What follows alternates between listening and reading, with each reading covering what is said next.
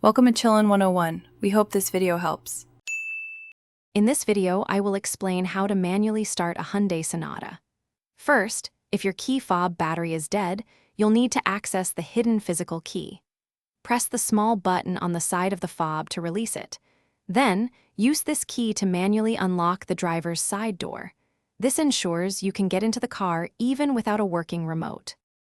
Once inside, even with a dead fob battery, you can still start the car. Hold the key fob directly against the engine start/stop button. This allows the car's immobilizer system to read the fob's internal chip. While holding the fob there, press the brake pedal firmly and then push the start button. The engine should now turn over and begin running. If the car battery itself is dead, you'll need to jump start it. First, ensure both vehicles are turned off. Connect one red positive clamp to the positive terminal of your Sonata's battery. Then, connect the other red positive clamp to the positive terminal of the good battery.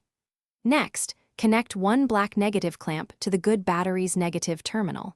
Finally, connect the other black negative clamp to an unpainted metal surface on your Sonata's engine block, away from the battery.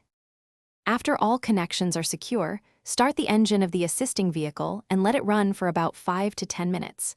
This allows some charge to transfer to your Sonata's battery. Then, try to start your Hyundai Sonata.